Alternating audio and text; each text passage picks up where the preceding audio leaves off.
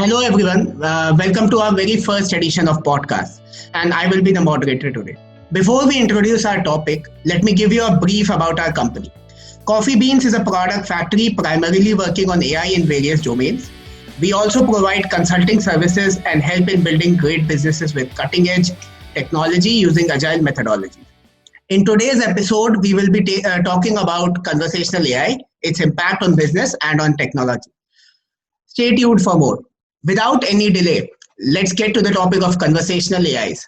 My first question is to Mitesh.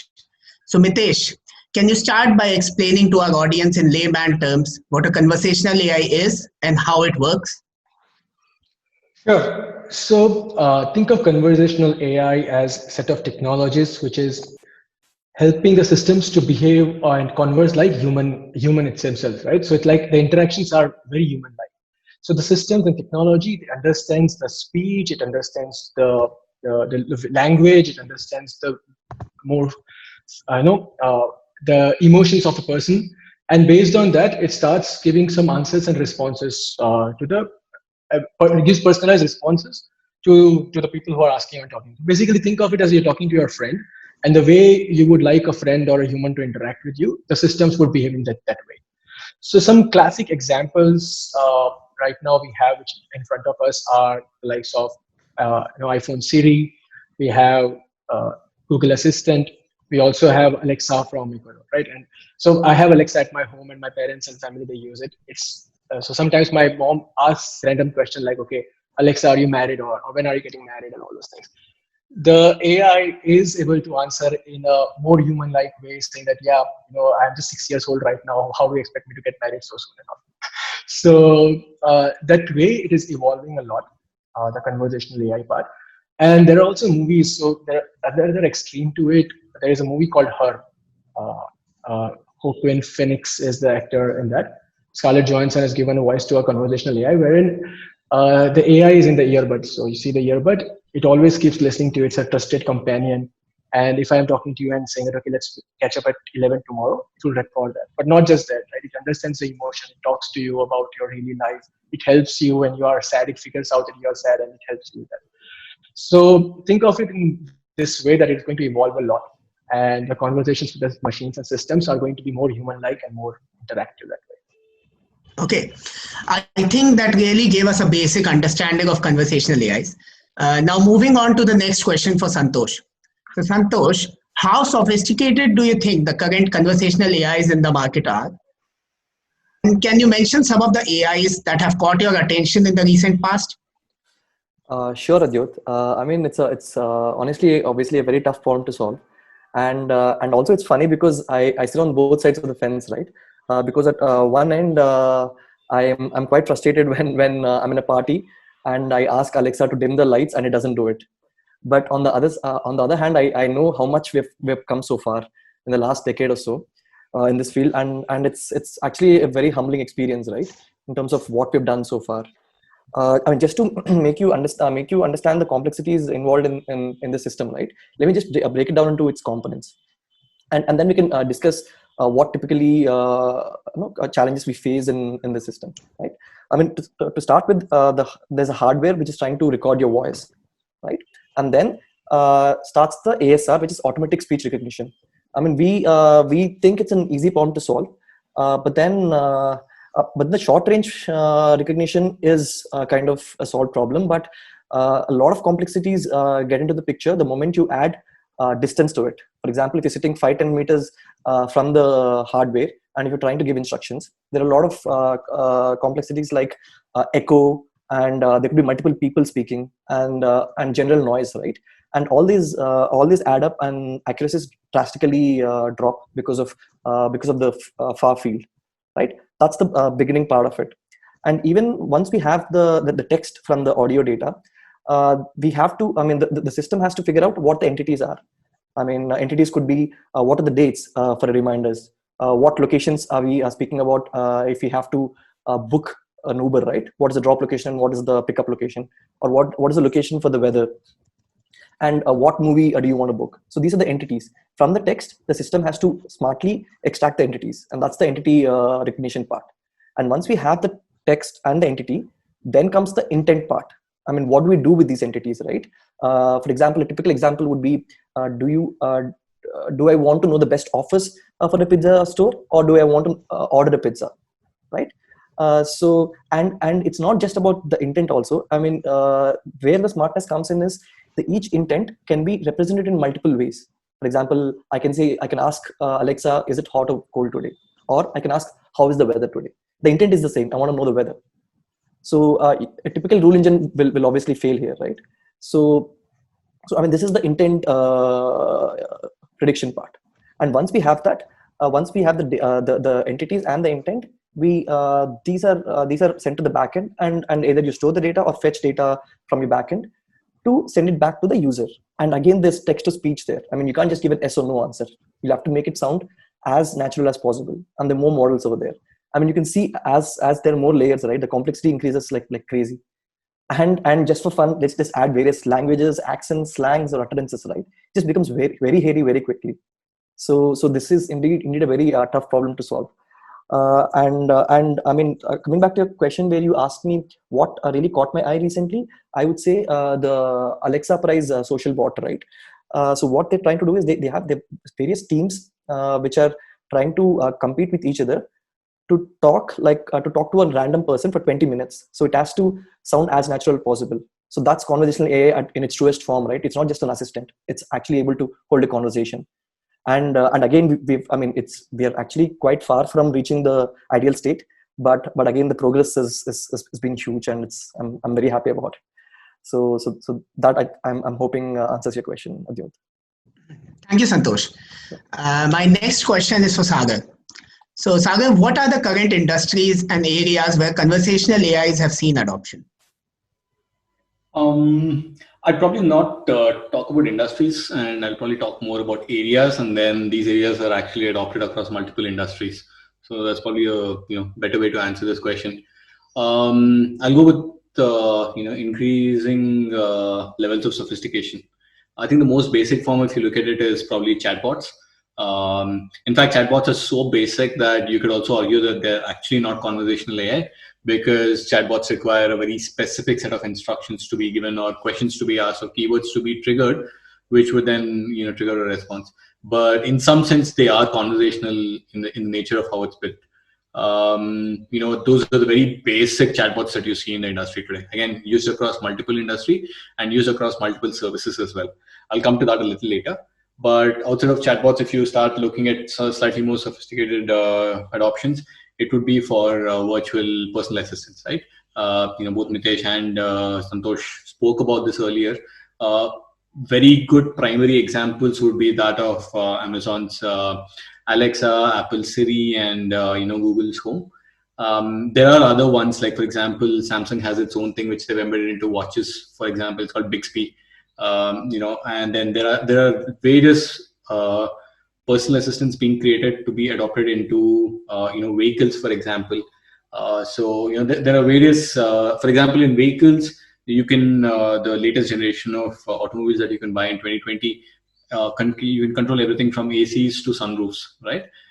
Most of it is controllable via voice commands, and in some sense, those will evolve to become conversational tools as well, right? So that's where the virtual personal assistant comes in. Now, advanced forms of this is where you can have these personal assistants scheduling appointments for you, putting reminders, and possibly at some point from even triggering simple emails for you, right, on the back of conversations like Mitesh was mentioning. A more advanced one of this would be using for customer assistants. So virtual customer assistants. Now, these are more specific in nature, unlike the personal assistants. Personal assistants, like Santosh said, are used by people who want to do everything from dimming lights to answering questions like what is life and everything else, right? So they have to be a little bit more generic, versus customer assistants are a little bit more specific. Now, because of the specific nature of it, they're a lot more advanced in some sense, right? They are more used to advanced dialogue management in order to address questions, same kind of questions being asked into multiple ways and everything else. Typically virtual customer assistants are used in customer service applications, customer service and customer support as well. So they are slightly different, but in some sense, kind of handling your customer user base, right? And finally, it's also being used in employee assistance and employee management. Typically in areas where there's a lot of questions that are being asked, there are a lot of conversations that are repeated because of the nature of the scale of companies. For example, if you look at something like Infosys, they are like upwards of 100,000 people. Now, just imagine the number of HR people that you need to have to answer basic questions multiple times, right? It's not even a job that most people would enjoy. So this is where, again, conversational AI comes in. Again, these are these are supposed to be even more, I guess, advanced because of the fact that they are very contextual and generic at the same time. So they need to have the context of a particular person asking the question, context of the company, what policies are in place, what policies apply to someone, and things like that. Okay, I think if you just look at it from a area perspective, I think customer engagement and retention, customer support, and I guess personal assistant are three large areas where it's being adopted, and these are adopted across multiple industries, whether it is banking or leasing, or whether it is retail, healthcare. All of these industries, for these specific areas, it's being used a lot. Thanks, Sagar. Right now, are there any questions or comments that anybody would want to add? So just adding on to, so there are, I saw one video wherein one restaurant booking was taken by a conversational AI, and the other person at the end of the phone didn't even realize it was conversational AI. And I'm guessing we all are irritated by all the IVRs. Whenever we call someone, if you want in English, press 1. If you want in Hindi, press 2. If you want this, press 1. Those are all very irritating. I think it's high time now all this should go away and should be replaced by a conversational AI, which is understanding and choosing that options automatically while I'm talking to them. Don't have to hear them. So I think those are other areas where it would start. We might start seeing impact sooner, much sooner than later. Yeah, just one thing to add to that, this whole phone conversation that Mitesh was talking about, take it and take it to the level of that 20-minute conversation that Santosh was saying. I think that'll probably be the first time when we would actually pass the Turing test, right? And it is going to happen on the back of a conversational AI. And the next level is what we'll probably see in movies like Ex Machina, where you possibly are seeing and still not making out. But I think the first test is going to be on the back of a actual conversation, because we've already passed a state where you're having a chat with a chatbot, and it's quite difficult to say whether it's a real person or not. But I think the real test comes in when you're actually not able to recognize this on the back of an actual conversation, a human conversation that happens. And that example Mitesh gave is a fantastic, and that was a very old one. I think right now we probably already have passed it in some cases. I don't know. Yeah, that's true. Okay, moving on. Thanks, Sagar and Mitesh, for the great comment. My next question is for Indranil. Indranil, what do you think are the technical and social roadblocks in the adoption of AIs, and how do you think these can be tackled? So the roadblocks are like not just technical and social, but also ethical. So I'll just try to go over each of these. So on the technical side, I think a lot has been already covered, right? Like Santosh mentioned earlier.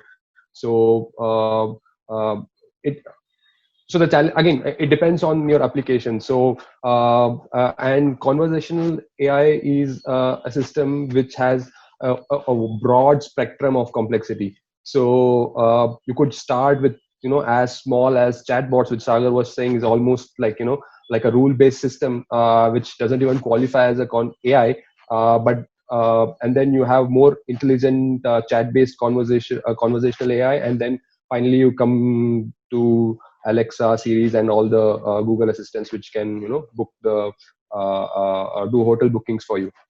So there's a broad spectrum. So, and at each spectrum there is a different level of challenge. So I think that is what Santosh spoke about. Like you have to understand what the user is saying. So there are three levels, right? First, it has to understand what the user is saying. Then it has to process what it needs to do. And then finally, it has to give a response, which is again something that a human is more used to, right? So on the technical side, you have things like dialects, you have accents, and then you have regional meaning for certain terms. Like for example, I recently realized that most of us, at least in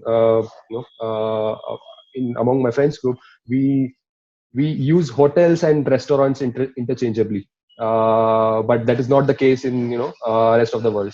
So, and we use things like doubt and question interchangeably, right? So these are some of the things that nuances that the chatbot needs to recognize. So these are some of the technical roadblocks, right? And then finally, when you come to the social side of it, some of these technical challenge also become social hurdles. Like for example, majority of the conversational AI are still text based, like at least the ones that you use on a commercial scale, apart from your virtual assistant. So now this typing is again one of the social roadblocks, where maybe people who are not that tech savvy are unable to use it that well.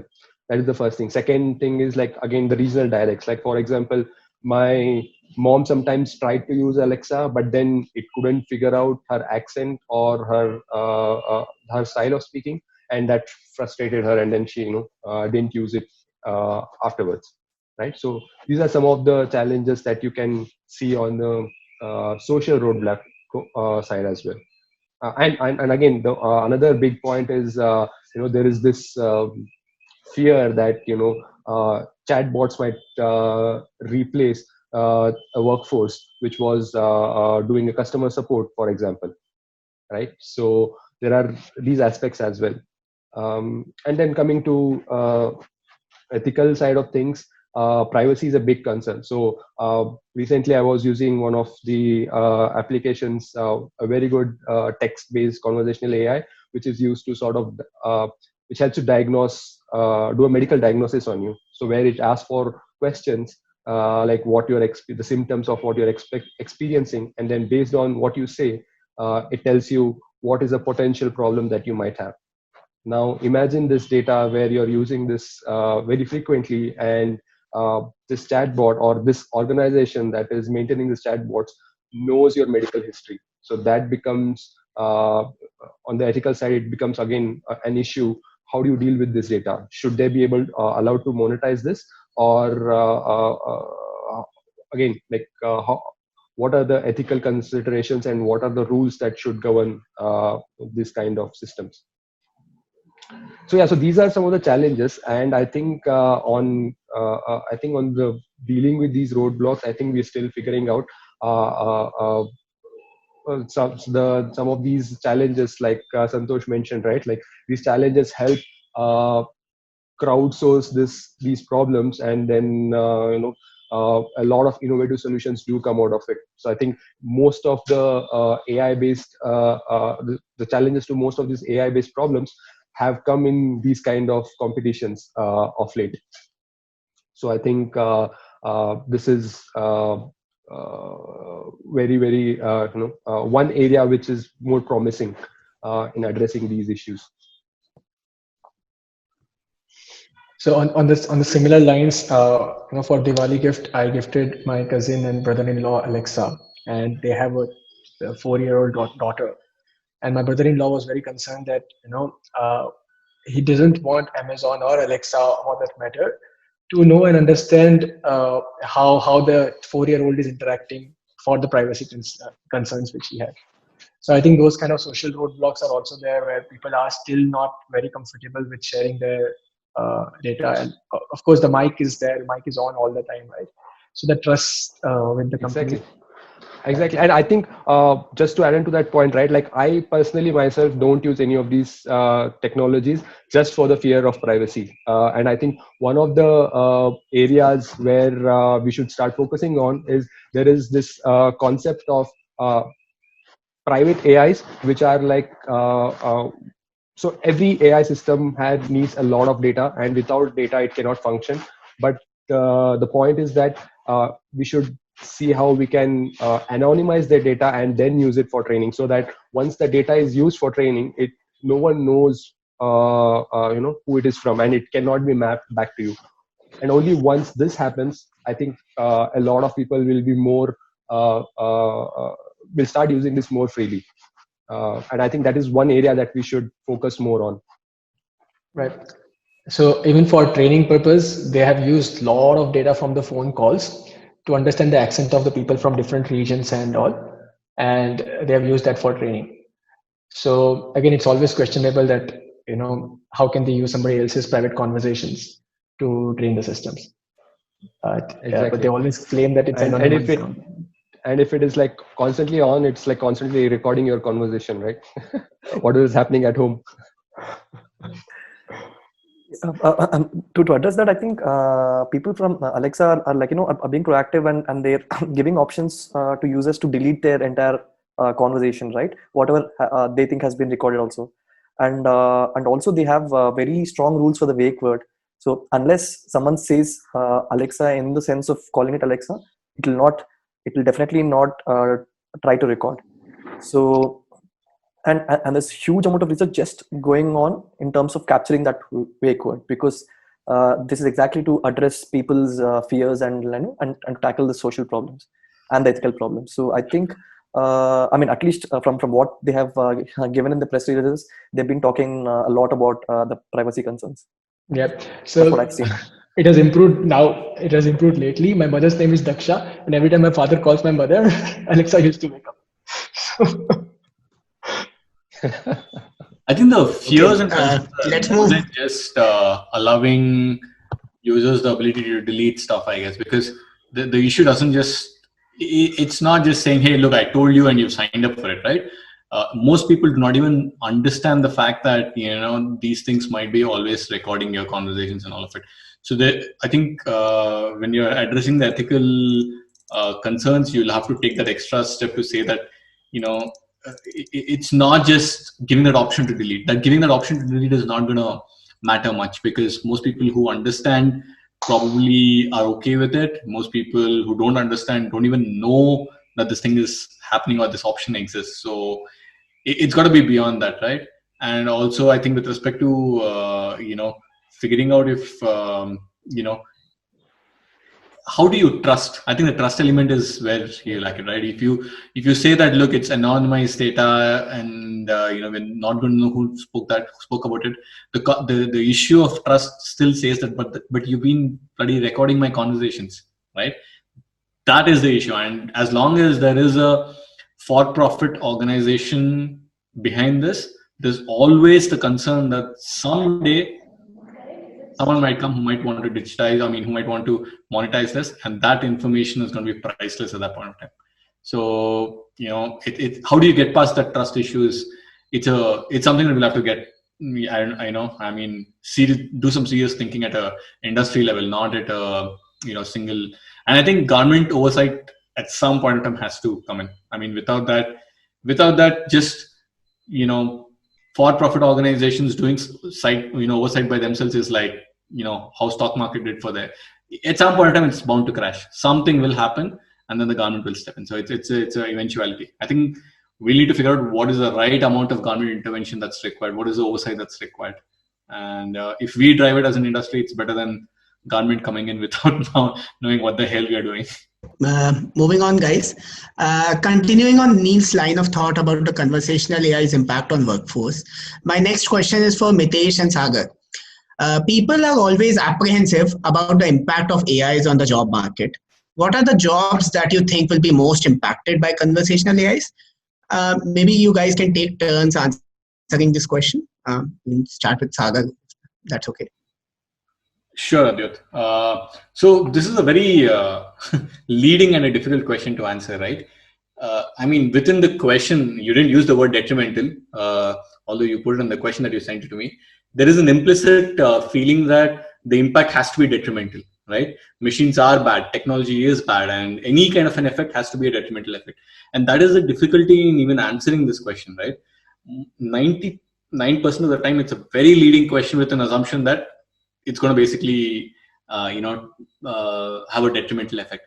Now, whether the effect is detrimental or not is dependent on how you see it, right? If you look at a very short-term perspective, is it going to take away a few jobs? Of course, it's going to take away a few jobs. A robotic vacuum cleaner will take away a few jobs, right? A mixer would take away a few jobs. every piece of technology has and will continue to take away jobs, right? The biggest displacement of jobs happened in the industrial era with machines coming in. A significant amount of jobs were displaced. There were issues, but that's how humanity progresses to the next stage. So you can't say that there is no impact, but also the scope of that impact specifically on jobs has to be seen in a slightly larger scale. Now, if you look at more specifically which areas, I think the initial impact would most definitely have impact in jobs like customer service call centers, right? A lot of exact similar kind of questions that has to be answered. You could say that chatbots could never replace a human being speaking, but if it's a conversational AI chatbot, then you're also addressing that concern. So there's definitely a few jobs going over there. I don't doubt that at all. A lot of low entry blue collar jobs also, white collar jobs also, for example, those in recruitment space, HR space will definitely go. For example, how do you vet a candidate? Right now recruiters actually pick up a call and ask the same questions multiple times, and it's very difficult to upskill recruiters because they don't necessarily come from a tech background. But AI bot could very easily pick those up, and they can very easily adapt questions to that. So I can see some low-level jobs going there. There are, I think there would be a slightly larger impact in other areas. For example, if you're looking at customer service as a whole, would we ever be in a situation where customer service at a physical store could be impacted, right? Who knows? It could be, right? People are extremely annoying when you go to a physical store when they're just tagging behind you. Maybe machines are better at leaving you alone, right? But a robot with a conversational AI possibility could potentially replace all the store assistants, right? So there is a possibility of impact over there as well. But I'll just take another minute, Mitesh. The issue is not about whether the impact is detrimental or not. The issue is about what that impact will look like in the longer scale, right? And I think it's going to be similar to what has happened in the past. People will lose jobs. People will take time to upskill or find other jobs, and they will move on to better jobs. I mean, that's how it is. The dystopian future that's that's mostly portrayed, where machines take over all the jobs and human beings just become sluggish, overweight, people, is not realistic. I don't think it will get to that stage, and I'm fairly confident that it's going to be a combination of all the jobs that we don't want to do being picked up, and human beings doing more meaningful jobs. And that's the kind of impact that it will have on a macro level. But I think micro level, there definitely will be jobs lost, and usually in the nature of repetitive tasks, right, which can be easily predicted. Mitesh, what do you think? So on the similar lines, man. So historically, what we have seen is that technology has always helped in increasing the jobs. Of course, there were a few jobs which were lost, but there were a lot more created by it. And how it usually works is, because of technology, the supply of products, goods, services, it becomes cheaper and faster. And because it becomes cheaper and faster, demand increases. Now, because demand increases, we need more people to service it. And that's how the job market has always increased because of technology. So I see a similar thing AI also doing. We as human beings have a lot of potential to upskill ourselves and start doing it. We have seen people working in hotels becoming financial journalists. I know a person who's working in IT, started a vada pav ka thela, and then he has a big restaurant now. So we as human beings can upskill ourselves and take up new jobs. And we as a humankind itself have a lot of work to do. Just one teaspoon of virus has made the entire world sit at home for 6 months, like 8 months right now, right? I mean, we should be at a stage right now where the vaccines should arrive in a month's time, and people should not wait for 2 years. 85% of space is still unexplored. We don't know anything about it. 97% of DNA we don't understand how it is mapped. So we as human beings have a lot of work, a lot of job sectors would be there, and people would continue doing work and more meaningful work, as Sarah was saying. What I'm more worried about is the other aspect. I'm more worried about people starting to feel irrelevant and getting into more depression kind of feelings and more loneliness kind of feelings. Why? by this kind of technology is coming up, becoming less social, and more this thing. Now consider the fact that if you ask Alexa some important question and it gives a wrong answer to you, and because of that you are screwed for make a life decision which is not right? And how do you blame a system like that, right? And what are the political and judicial things I have, coverings I have to handle those things? Let's say if a AI tells that this person he will not pay your loan, pay back your loan, and the loan is not given, which was very important for a certain individual to make life, that person might get devastated and might not be able to progress further. Right? How do you judge the AI there, and how do you make sure that the judiciary system? So I think what we have to focus more on is getting a better political and judicial system around this, and think of AI technology has to progress. We cannot stop using stop the technology advancements because of they are worried about all these things. We have to start evolving them. But people getting into depression, and they're falling back to, they will be falling back to conversational AI as a psychiatrist who would treat them. Right? Eventually that's not going to happen. So technology doesn't have to stop. Technology has to evolve, but I think the judicial and the political system has to evolve now to handle these things better.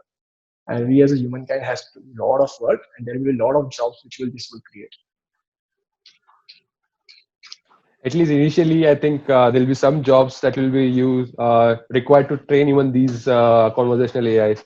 I think that is one area which has already created a job market. I think Amazon Mechanical Turk employs a lot of people whose sole job is to create quality data so that which can be used to train these systems. Yeah. One other thing is, I was talking to someone and this came up very recently, very relevant to this conversation. The one other thing is, outside of what we know as areas which have not been explored, for example, space and DNA and everything else, there might be jobs in this current sector itself that we don't even know of. For example, SEO specialist did not exist 10 years ago, right? A concept of a growth hacker did not exist a decade ago. Right. So within the sector, there might be jobs that are created, which most definitely will be created, which we don't even know of right now. So, the fear is largely unfounded, I think. It is just a generic fear of change that manifests itself over here. And the movie industry has not done a great portrayal of AI as well. So that's where the fear comes from. Thank you guys for the diverse views. It's great to hear that conversational AI is not only a topic of worry for the job market, and staying relevant can be a solution for the worried employees out there. I also believe that we need to keep a close check on the AIs and their decision-making power. Moving on, my next question is for Karthik.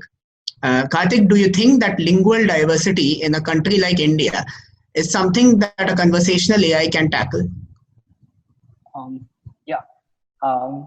So when we talk about lingual diversity, right? So I'll speak more in terms of a data perspective as well as a model perspective and how we are actually handling this. Okay.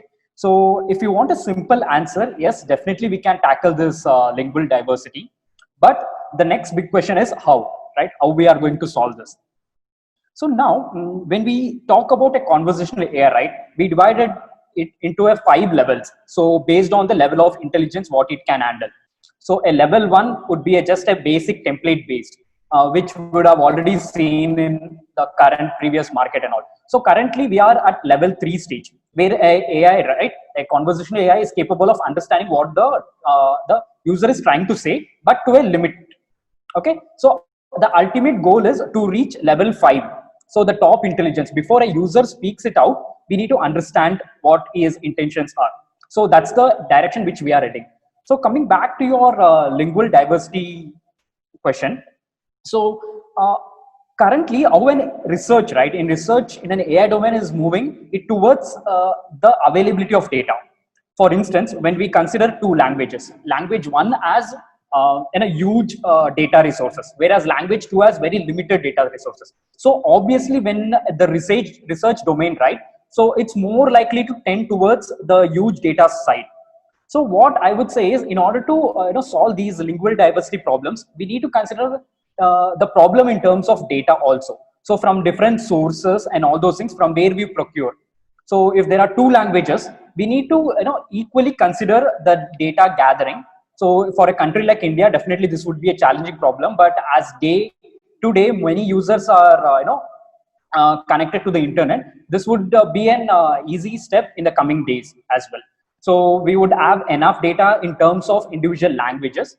So the second part is model architecture. So recently you would have seen there are models like 1 billion parameters, but the end audience, right, in India. So if you are trying to build a conversational AI system for a specific language or for a specific user base, it doesn't make sense you build a model with 1 billion parameters and so. So in terms of a model, it should be a simple optimal model which is capable of handling these kind of accuracy to that particular level. So the research would be in such a direction. So in a summary, definitely this lingual diversity is a solvable problem, but the challenges are very huge. So instead of seeing as a complete one single problem, we have to divide it into much smaller chunks, as what Neil mentioned, as what Santosh mentioned. So if it's a one single problem, we have to divide into multiple sub problems like named entity recognition, language understanding problem, and definitely this is a solvable problem. Yes. Thanks, Karthik. Moving on, my next question is for both Santosh and Neil. Guys, what kind of data and infrastructure goes into building these conversational AIs? And what are your thoughts on the scalability of these AIs? I think Santosh and Neil, you can take turns answering the question. Santosh, you can answer from a data perspective, and Neil, you can answer from an infrastructure perspective.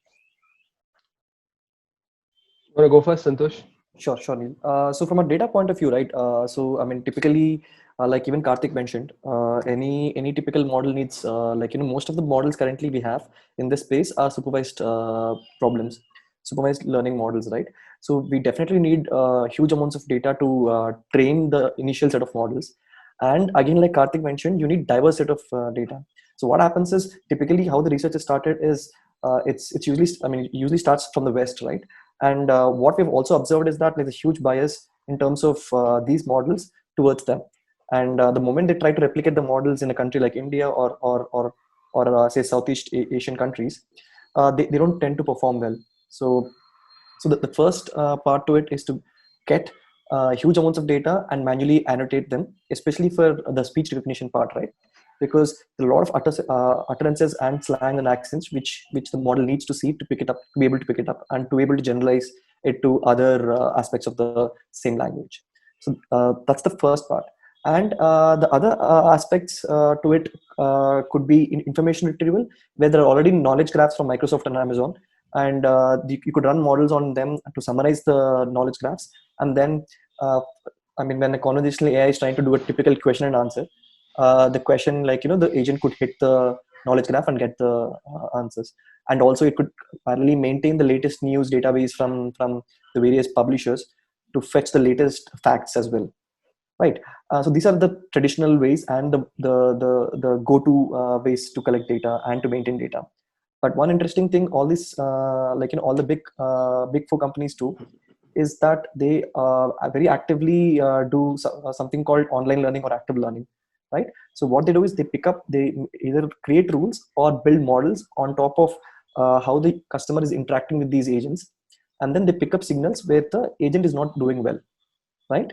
And then they feed that back into the same model as training data, either by humans annotating the data or by a model itself picking up what the problem was, and then they train the model again to make it better. So that's a very smart way to keep improving a model throughout its lifespan. So these are the typical areas in which people focus on from the data point of view. Yeah.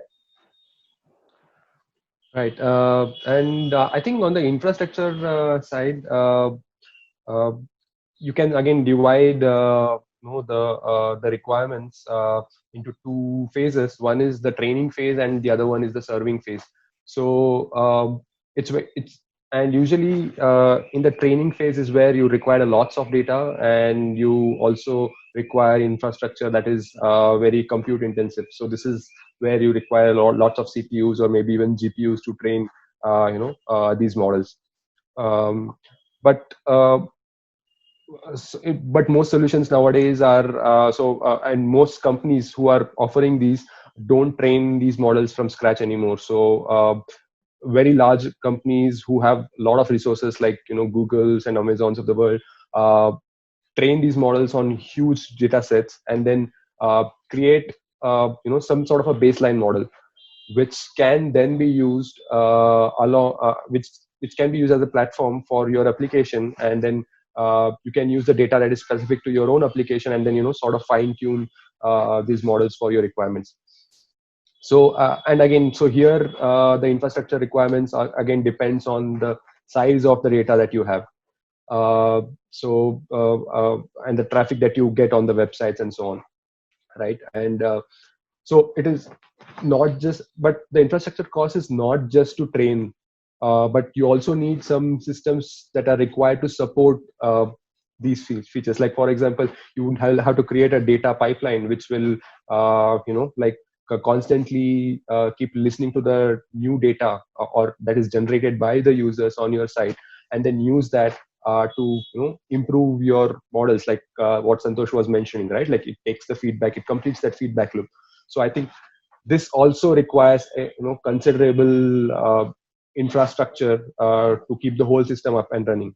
So yeah, so in short, the infrastructure requirements for training and updating the models are pretty huge. But but the serving side, where you just like serving side is much easier, where you make a query to your system and then it responds to your query. So that is usually much more simpler, and it is almost similar to any regular web applications that are out there. But and again, so therefore it depends on the traffic that you're getting on the website or your application. But I would say most of the infrastructure requirements is on the training and evaluation side of things. Thanks, Santosh and Neil. My next question is for Sagar. Being a co-founder of an AI-based startup, how do you think the business landscape is for the conversational AIs? I think it's very bright. In fact, I think about 2 or 3 years when we had to decide, in areas where we wanted to, actually focus on, we had options between, IoT. We had to choose either between IoT or between, blockchain or, big data / AIML, right? And I think we chose the right one by going with AIML. We're on the right track because unlike blockchain, where the business cases for actually implementation of a real world blockchain system doesn't exist right now. I mean, people have tried out a lot of things, but nothing really has come out. And IoT is a very different kind of a field where there's a significant amount of hardware play. The kind of impact that we were trying to be at is being seen in AIML, right? In terms of conversational AI in specific, I think there is a projection of about 30% year on year for the next 4 years, right? That would effectively take the market, which is at around approximately around 9 billion right now, to about 6 billion right now, to about say 22 billion in 24. This is just based on the commercial impact. There are other kinds of impact also that is created. So from a business sense, it looks really bright. Now, if you look at how it will show up on the ground, right? If you look at how customers or users of systems are being exposed to right now, they're used to the likes of Amazon or Flipkart's giving them customized recommendations at shopping level. They're used to Spotify and Apple Music giving them music in a way that we have never seen before, right? You can just turn on one song and you can just continue to listen to music without actually ever skipping. That's the level of recommendations that's there. People are getting used to getting customized pieces of news real time using systems, advanced systems like Brew. And for them, when they look outward, I think they'll start expecting the same kind of results from other services as well, right? If Urban Clap, for example, has to recommend something, it has to be on the back of something that I need, something that I would want. So when they're expecting this kind of results, it's not going to happen that easily, because it takes a significant amount of capability for individual businesses to develop this capability. So what are the options? They either have the option of picking an external product, or they have the option of working with external tech companies or consultancies which can actually help them build this capability in-house. Now, where it's a generic system or where it is a generic use case, products help. For example, simplistic chatbots or simplistic customer support tools, generic products would work.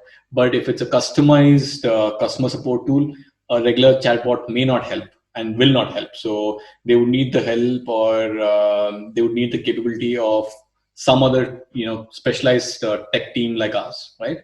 And I think if you look at where AI is going, it's definitely going to become the backbone of services like customer support, customer service. You're looking at organization level employee support and engagement of both business and companies, right? All of these things are going to have AI definitely at the core of this. So for specifically for companies like us, like for example in Coffee Beans, we've had the unique experience of both building internal tools using AIML plus consulting with other companies where we've helped them build everything from pure data science project to tools or products which use AIML in some form or fashion. So having this kind of experience puts us in a very nice place where we are actually going to be in a very good place where the kind of impact or the area that where we are is going to create the most impact, in my opinion, since internet, right? I mean, it's going to change humanity the way we have never seen before, right? And we are in a very nice position to be able to, not just from a financial perspective, but just from a impact creation perspective, be there to do some of the best work that we've done in our lives. So business looks good for the next few years. Thank you, everyone. Those are all the questions from my side today. Thank you, everyone, for the conversation. We got to see some varied perspectives regarding the technical, business, social, as well as ethical aspects of conversational AIs. Thank you for the viewers as well for viewing the first episode of our podcast. We will be back with more interesting topics and even more interesting views. Signing off, this is Adyot from Coffee Beans Consulting. Thank you, everyone.